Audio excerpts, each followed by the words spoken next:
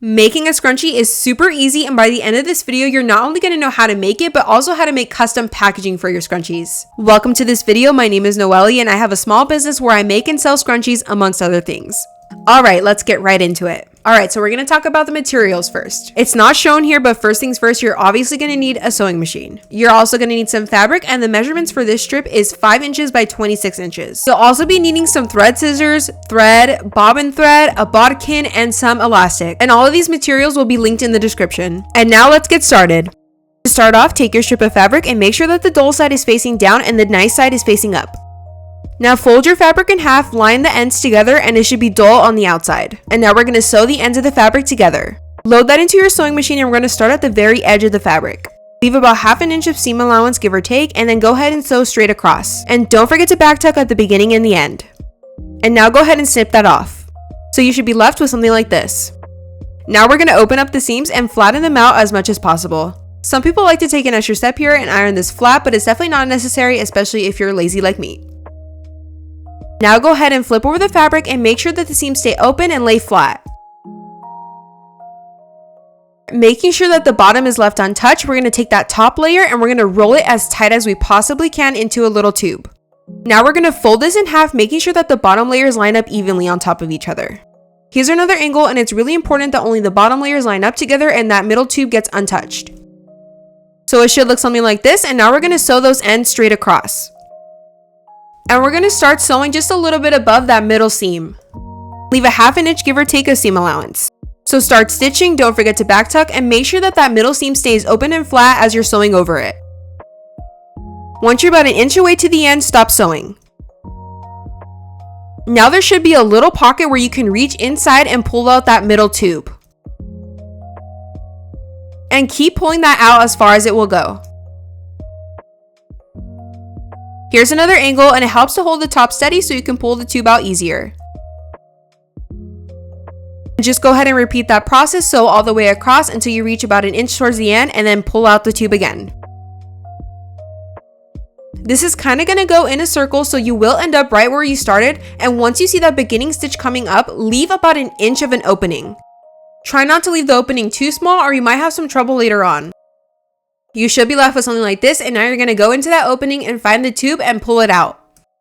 This is why it's important to leave a big enough space for the opening so you're easily able to pull out the tube. Keep on pulling until there's nothing left to pull, and you'll know you're done when the whole thing is turned inside out. And it should look like this.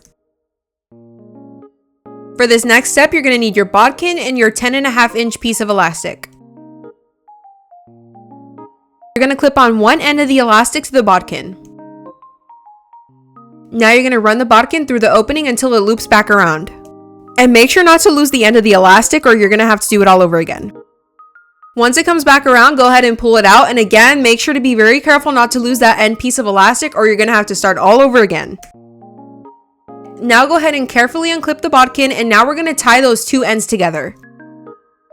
There's a couple different ways that people do this. I personally do the double knots. Some people even do triple knots, and then some people even go as far as to do knots and then sew the two ends of the elastic together. However, I personally have never had any issues with the elastics coming undone or snapping on me. And now you're just going to go ahead and tug on the scrunchie, make sure that it's nice and secure, make sure that it's fluffed up. And now we're pretty much done, and all that's left to do is to sew that opening shut. But before doing that, make sure that your elastic is not sticking out and that it's pushed in far away. And for this seam, I personally like to get as close to the edge as I can get just because I don't want it to be visible. And I find that doing it this way leaves it a lot cleaner and it's barely noticeable. And now go ahead and clean up and cut any loose threads. And as you can see, the seam is barely there, and it also helps if you use the same color thread as the scrunchie. And now you're all done, and look how cute the scrunchie came out. It's super fluffy. And I just wanted to give you guys a couple tips if you're going to be doing these in bulk, especially if you're just starting out and want to avoid making some big mistakes like I did. So if you're going to be doing these in bulk, work one step at a time. So for example, if you're going to be making 10 scrunchies, do the first step for all 10 at one time, and this also helps to save thread. And now once that's done, move on to the second step for all of them as well. I will say it gets pretty repetitive and kind of boring after a while, but it's way easier to do this and you're going to save a bunch of thread. So for the second step, only because you will be pulling the fabric, you are going to have to be cutting in between.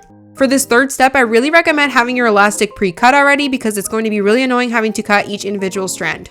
And I forgot to show it before the last step when you're sewing all the openings shut. You don't have to cut in between each scrunchie, and again, this saves a lot of thread. And now we're going to move on, and I'm going to show you how to make custom scrunchie tags. Open up Canva and use an 8.5 by 11 inch canvas. Since we won't be printing on the entire page, use colored squares so you don't waste any unnecessary ink. Now go ahead and add your logo or your brand or whatever you're going to add, and make sure that it's turned upside down. And now go ahead and line those up, and the spacing really depends on how wide you want your tags to be. And don't forget to add one to that bottom tag. And now you're going to add whatever you want it to say to it. Mine just says Scrunchie handmade by NOELICREATES, but you can put whatever you want, for example, the type of material that you used. And then go ahead and line those up, and there's no need to rotate these. Save that as a PDF print file, and I'm choosing the CMYK settings. This step is going to be different for everyone, but once it's done downloading, go ahead and open that up and then adjust it according to your printer settings. So for example, for mine, I'm changing this to photo glossy paper, which will change the quality to the highest setting. And then I'm also making sure that this is scaled to 100%.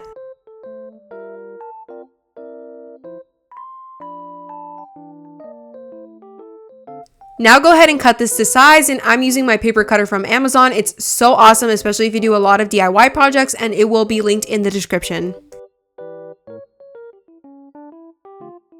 And now is the easiest part. All you're going to do is assemble them, and I'm using double-sided tape for this, but I used to use staplers and that worked just as fine. So it's honestly just preference. The only reason I'm using double-sided tape is because it looks a little bit cleaner and more put together. And again, super important step to turn your logo upside down, because if you don't, then they will not be right side up when you assemble your scrunchies. And there you have it, your own custom scrunchies.